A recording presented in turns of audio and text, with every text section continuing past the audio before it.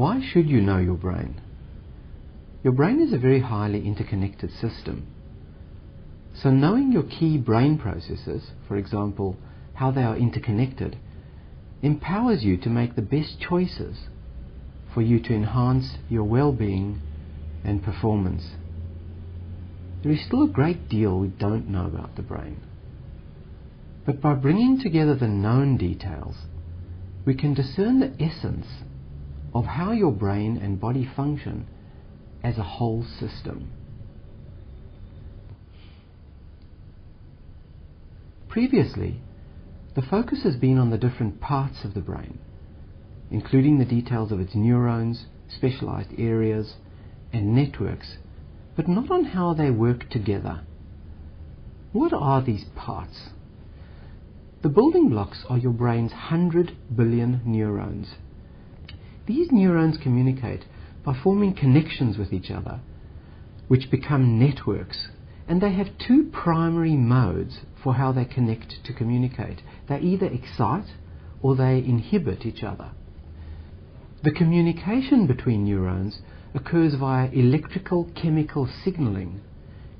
One of the rules for when a neuron fires is how strong the incoming signal is.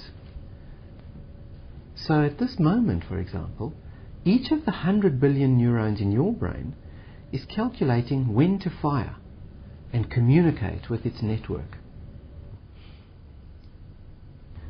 I will now provide a summary of the essence of how we think your brain works as a holistic and dynamic interconnected system, and I will end off with how these brain insights are used in my brain solutions. Your brain. We call the model of your working brain the integrate model, and this is because it links together the way that your genes, single neurons, and specialized networks work together as a system, and how they form the way that you adapt to your world. Your brain's parts and specialized networks are organized into three main interconnected levels. The first level is your deep brainstem, and this level plays a very crucial role in your emotions. And it also contains an important arousal system that connects to your body, and this is reflected in your heart rate, your sweating, and your breathing rate. The second, intermediate level includes your limbic system and basal ganglia. Your limbic system also plays a role in your emotions, feelings, and memory, and it interacts with the brainstem and its arousal systems. The basal ganglia is important to reward-related processes and in implementing behaviors that become automatic or routine habits. The third level is your outer cortex. There are 4 cortical areas or lobes that broadly deal with different incoming information and your outgoing responses to them.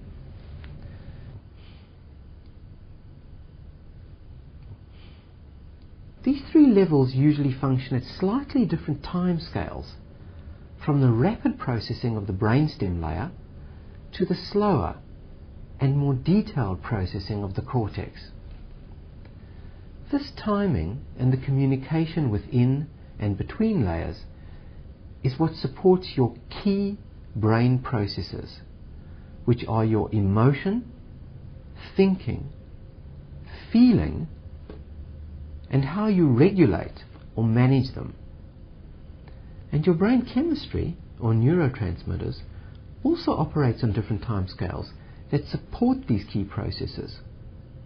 From fast-acting glutamate and GABA that supports rapid automatic processes like emotion reactions, to monoamines, dopamine, serotonin, noradrenaline that support thinking and feeling, to much slower acting hormones and neuropeptides like endorphin for pain and oxytocin for bonding, and these support self-regulation.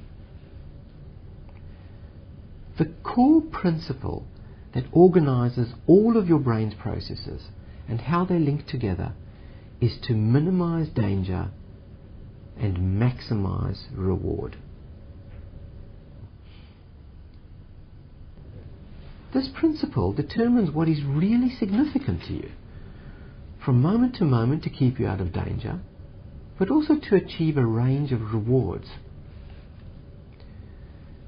You need to first and foremost feel safe before you can effectively maximize your rewards. Your reward motivations include not only satisfying your material needs of food and shelter, but also sex, your need to achieve, social connectedness, your need to belong, creative expression, and finding meaning.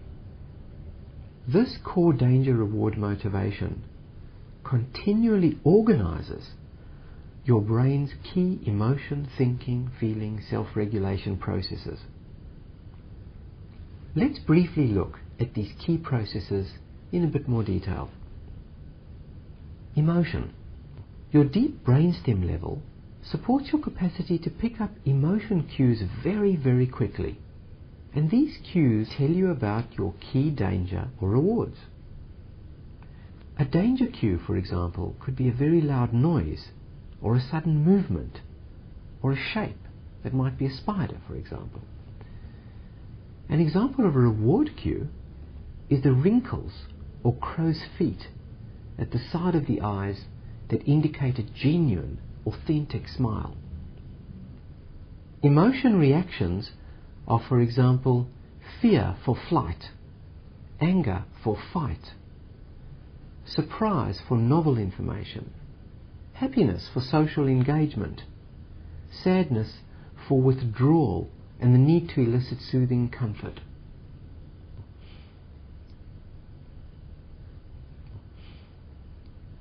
An example of the power of emotions is when you know when a sale, a deal, or an employment choice is right or wrong.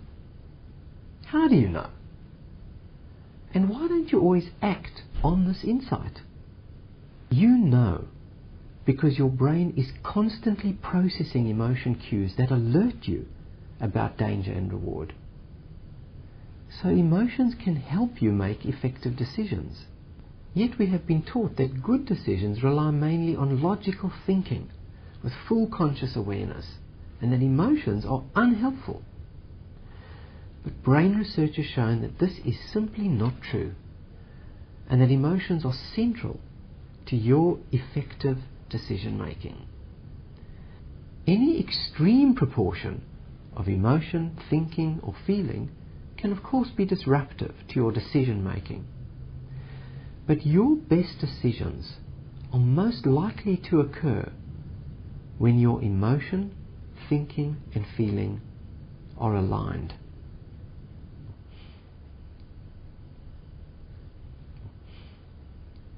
Feeling. I'd like to emphasize again that feelings are not the same thing as emotions. Feelings follow on from your emotional reactions. Following an emotional reaction, you will experience feedback from your body, such as an increase in heart rate, sweating, or breathing, that gives you the feeling or the experience of the emotion.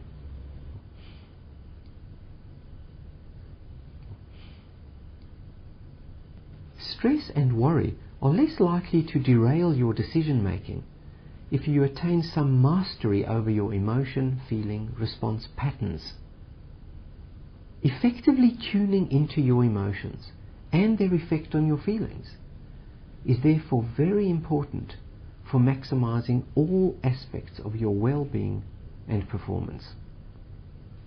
Thinking. Thinking is how you use your brain and body feedback to remember, focus, and plan what is most significant to you.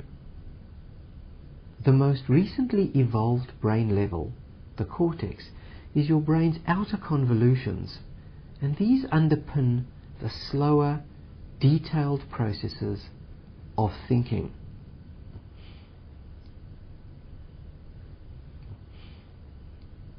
Self-regulation is about how you manage and shape your emotions, thinking, and feelings to minimize your dangers and maximize your rewards. Self-regulation relies on the self-awareness of knowing your brain. and it is supported by the ongoing interactions between all three layers of your brain. Your emotion, thinking, feeling, interrelationships are your holistic you. So if you change one, it'll have flow-on effects to all of the others. To maximize the holistic you, it's important to see and know your personal style across each of these aspects all at the same time. Knowing your brain's style allows you to regulate your key brain processes in the right proportion for the right situation in every aspect of your life. So by truly knowing your brain, you and no one else becomes the best expert in you.